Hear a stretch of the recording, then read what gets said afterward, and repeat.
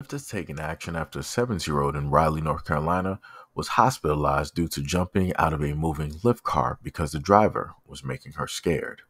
Eziya Bowden was taking a Lyft home from work last week when she jumped out of it while it was still moving. Now she is safe at home.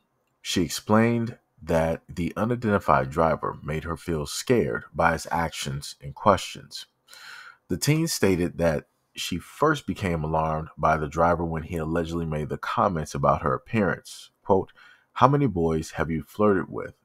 He stated that right away. She then later claimed that the driver sprayed an unidentified substance into the car.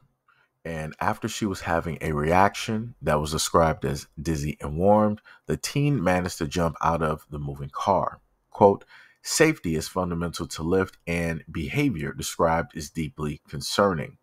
We've been in touch with the rider's family to offer our support. We have removed the driver's access to the Lyft platform and stand ready to assist law enforcement with any investigation."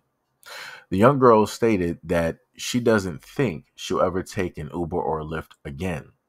Quote, "I don't think that's stopping him from anything else. It doesn't really bring me peace at all." She also stated in the article, quote, "If I'm riding with a stranger, I'm always nervous, but I knew this was different. I knew that I wasn't going crazy or anything. I knew that my body had never felt like that before. I've seen lots of this, so I knew I was feeling drugged." So this driver decided to pick the 17-year-old up directly from work.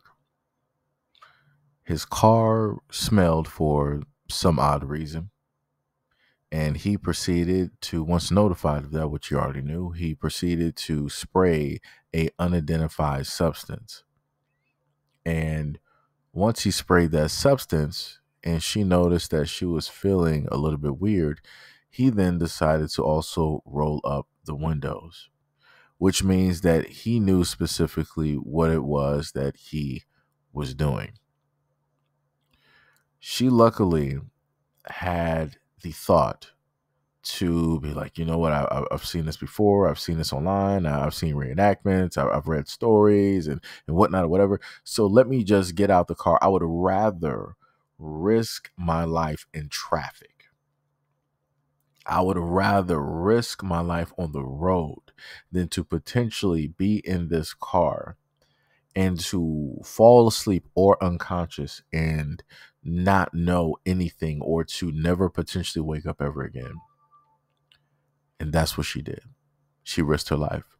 And because she risked her life, because she had that thought process, she is alive to tell the story. I find it very weird that the police have stated that there are no charges being filed in the incident. So the police themselves or Lyft or none of them, none of the adults want to file any type of charges on what specifically happened. He pretty much just got away scot-free. He's no longer on Lyft and nothing. And I'm like, wow. But I promise you, if this was somebody of a different nationality, people would have been of an uproar. Let's just reverse this real quick. Let's just say the Lyft driver was black, right? And let's say that the person in question was Caucasian. And let's say that the same exact thing took place.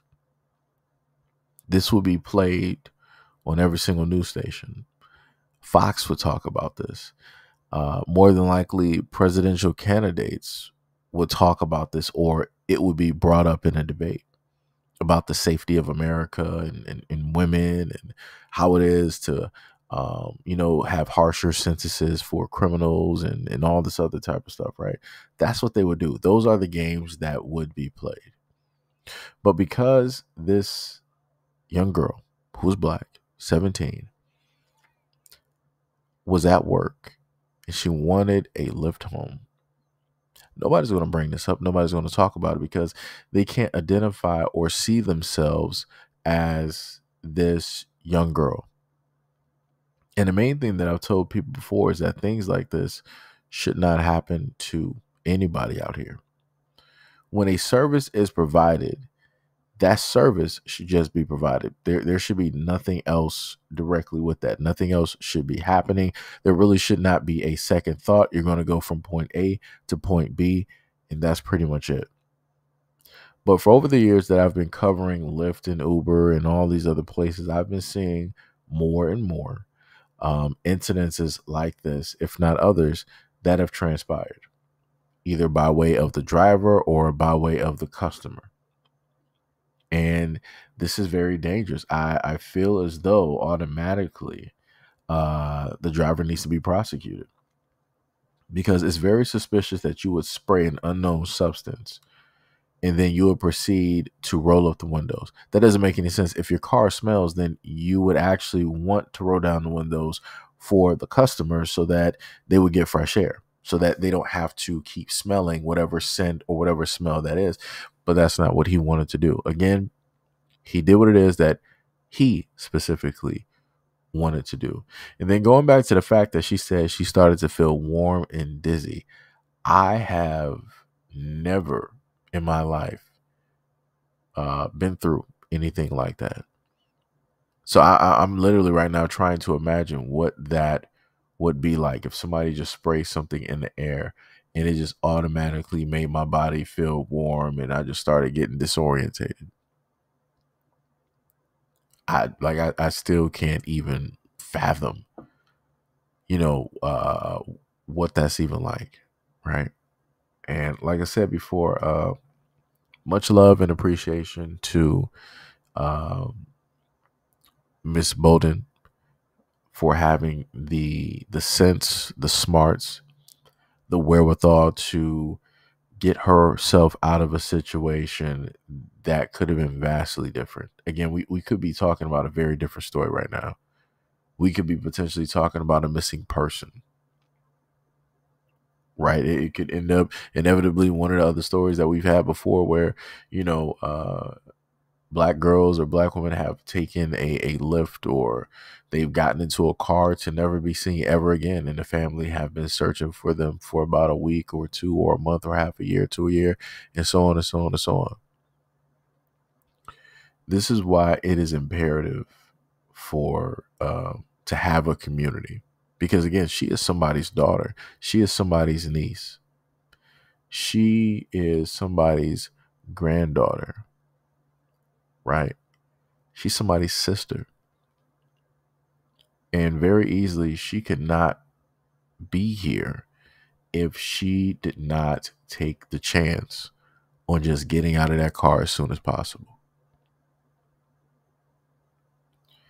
So as I've always stated in different videos before, this is why I feel that it is imperative for young girls and women to go out there and get their license to carry, to get some self-defense training, to always have bear spray, pepper spray, whatever it is that you can carry, so that you have some type of defense just in case something like this happens.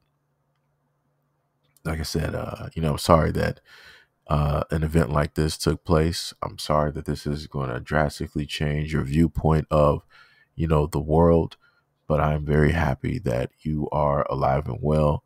You're able to breathe. You're here, with us. You're able to continue on with your life.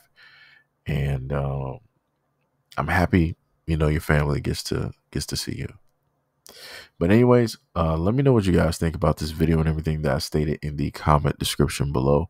And as always, peace, love, and stay tuned for the next video.